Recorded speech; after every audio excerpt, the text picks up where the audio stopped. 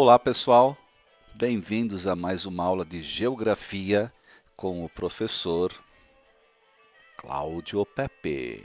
Muito bem, hoje temos aqui um mapinha sobre o Oriente Médio, é um mapinha de acidentes geográficos. Então nós temos que dar uma passeadinha no Oriente Médio para conhecermos quais são esses acidentes geográficos. Você tem ao norte do Oriente Médio, nós temos aqui o Mar de Aral, o Mar Cáspio, o Mar Negro, temos o Estreito de Bósforo, Mar de Mármara, Estreito de Dardanelos, sai no Mar Egeu e Mar Mediterrâneo, certo? Ok. Mar Mediterrâneo banha esta região do chamado Oriente Próximo. Oriente Próximo, que está próximo da Europa. É a região desses países que também são chamados de membros do Oriente Médio pela nossa imprensa, mas existe uma distinção. Turquia, Chipre, Síria, Líbano, Israel. Turquia, Chipre, Síria, Líbano e Israel formam o chamado Oriente Próximo. E esses países são banhados pelo Mar Mediterrâneo. Turquia, Chipre, Síria, Líbano, Israel. Banhados pelo Mar Mediterrâneo.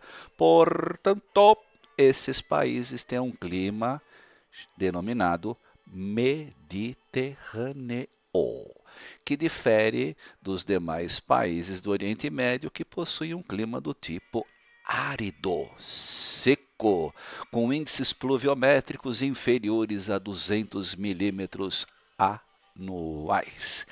No Oriente Médio predominam os planaltos rochosos, pedregosos, arenosos, enquanto que nos países do Oriente Próximo, próximo à Europa, predomina aqui o clima mediterrâneo, com verões quentes e secos, invernos suaves e chuvosos. Certo? Devido a esse tipo climático, nós temos os seguintes biomas na região. Maquis e garrigue, antigas florestas que foram praticamente devastadas pelo ser humano, mas o clima continua o mesmo. Temos palmeiras, oliveiras, videiras, figueiras, tamareiras e pereiras, onde esta região caracterizada por essa vegetação e atividades agrícolas. Por exemplo, a importância das oliveiras. Oliveiras, oliva, azeite, oliva, óleo de oliva, videiras, vinho. Essa mesma característica pega o norte da África e o sul da Europa. Muito bem. Agora vamos dar um passeio para conhecer os acidentes geográficos do Oriente Médio. Pegando o nosso naviozinho aqui, naviozinho aí, né? Vamos sair do mar Mediterrâneo, vamos atravessar aqui o canal de Suez. Canal de Suez. O canal de Suez está separando aqui o Egito, o Egito da parte africana, de sua parte asiática, a península do Sinai. Muito bem. Na península do Sinai temos aqui um golfo, que em árabe chama-se Aqaba, Golfo de Aqaba. E onde o Golfo de Aqaba acaba? Ele acaba aqui em Israel. Os judeus chamam este golfo de Eilat, onde tem um porto de Israel chamado Eilat. E é a partir do porto de Eilat e do Golfo de Aqaba que os navios de Israel chegam no Mar Vermelho. Muito bem. Então, se você entendeu, o Egito tem terras na Ásia, Península do Sinai, e na África. Então, o Egito é um país árabe com terras tanto na África como na Ásia. Ok. Descendo o Mar Vermelho, vai descendo, vai descendo, vai descendo, vai descendo. Opa! puxa o freio de mão aí, porque você chegou aqui no Iêmen. E o Iêmen faz tempo que anda com problemas sérios. Muita tensão no Iêmen, conflitos armados. Um país que desde 2015 tem um apoio saudita. O governo do Iêmen tem o apoio saudita, porém Irã não aceita esse governo, e financia grupos rebeldes, principalmente o grupo rebelde Houthis, responsáveis, até que se prove o contrário, do ataque no dia 14 com drones, e segundo a imprensa foram drones e mísseis que partiram supostamente aqui do Iêmen e atacaram nesta região aqui próxima ao Golfo Pérsico as refinarias de petróleo, as maiores do mundo, aqui da Arábia Saudita, e um campo de petróleo. Mas estudos dizem que esses drones não teriam como cobrir toda essa distância até aqui. Acreditava-se já desde o início que esses drones e mísseis partiram ou do Iraque ou do Irã, provavelmente do Irã. Hoje, junta-se aos Estados Unidos e à Arábia Saudita, junta-se países como o Reino Unido, até a Alemanha, acreditando e atribuindo a culpa ao Irã por esses ataques à Arábia Saudita. A coisa está ficando feia para o lado do Irã. Muito bem. Então nós chegamos aqui no Iêmen, responsável por esses conflitos recentes, e onde temos aqui um estreito muito nervoso. Esse estreito chama-se Bab el-Mandeb. Bab el-Mandeb. Bab el-Mandeb, que em árabe significa porta de entrada do Mar Vermelho. Você atravessa com seu navio aqui o estreito, e ele é estreito mesmo. É perigoso. E vira e mexe aqui, quase que semanalmente, tem algum navio que sofre avarias por rebeldes ou por piratas que atacam esses navios para roubá-los.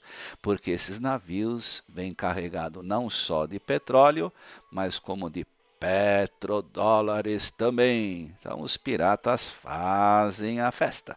Não são os piratas do Caribe, mas são os piratas do Golfo de Aden. Golfo de Aden. Então você passou aqui pelo Bab el-Mandeb, chegou no Golfo de Aden, contorna a Península Arábica, vai contornando, dá sinal de seta para a esquerda aí no seu navio e entra aqui no Golfo de Omã. Omã. Golfo de Omã. E através do Golfo de Omã, você vai passar aqui pelo Estreito de Hormuz.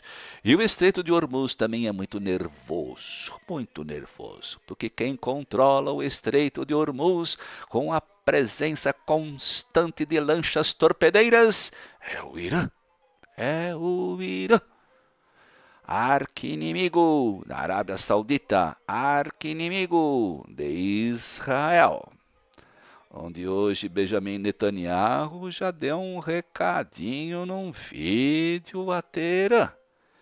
Estamos preparados para um conflito armado. Se cuidem aí. Ok. Estreito de Hormuz. Vira e mexe também aqui no Estreito de Hormuz, algum navio petroleiro sofre assim avarias. Essas avarias geralmente ocasionadas por lanchas torpedeiras do Irã.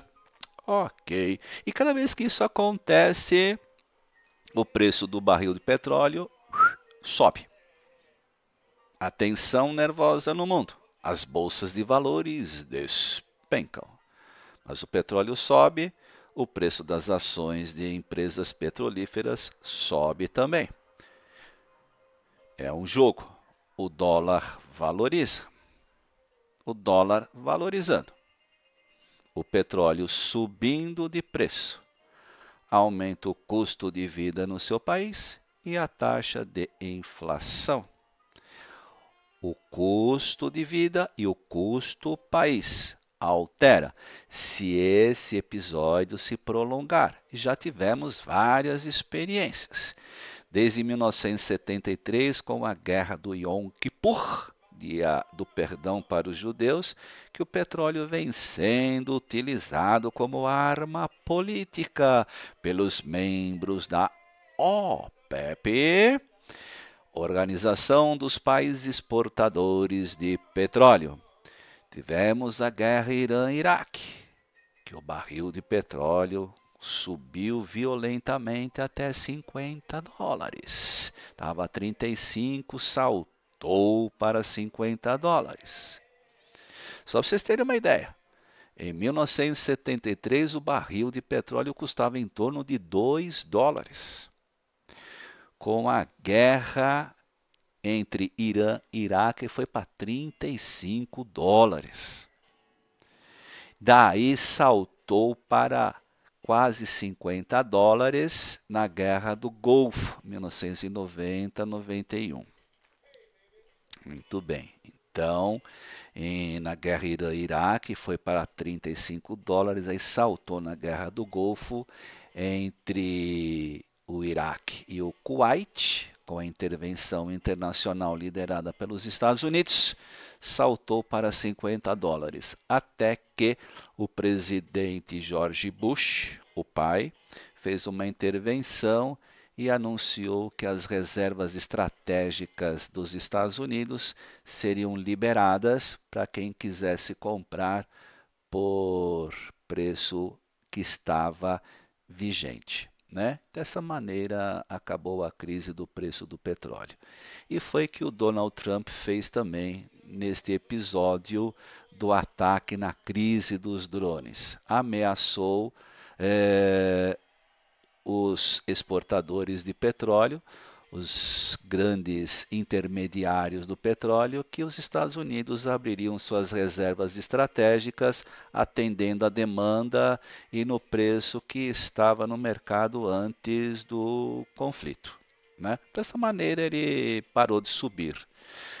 O Trump só errou ao dizer que estaria preparado para uma guerra com o Irã. Aí o mercado ficou nervoso também.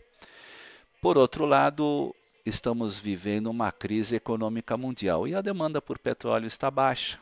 Então não adianta querer subir o preço do petróleo porque a demanda está baixa e não vai ter compradores para petróleo tão caro. E a crise só vai acentuar e afetar a todos. Então, muito bem.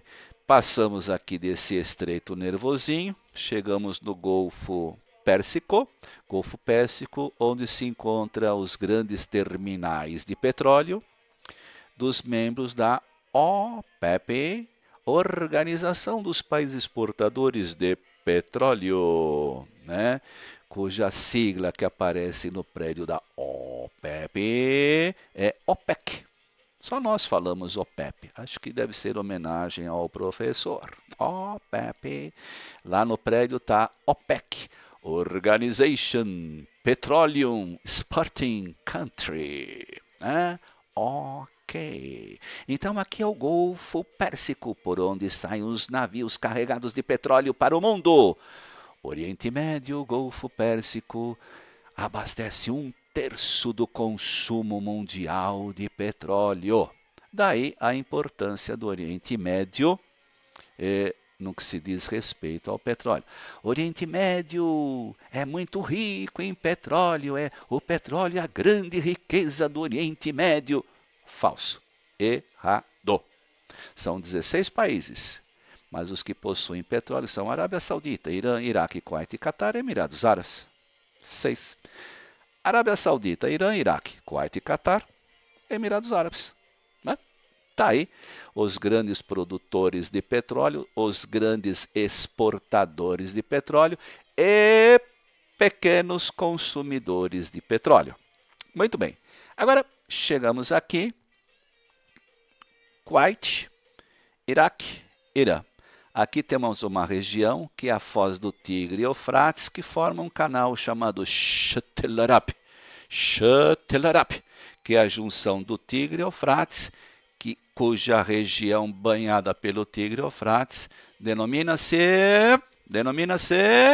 Mesopotâmia. Mesopotâmia, Tigre e Eufrates.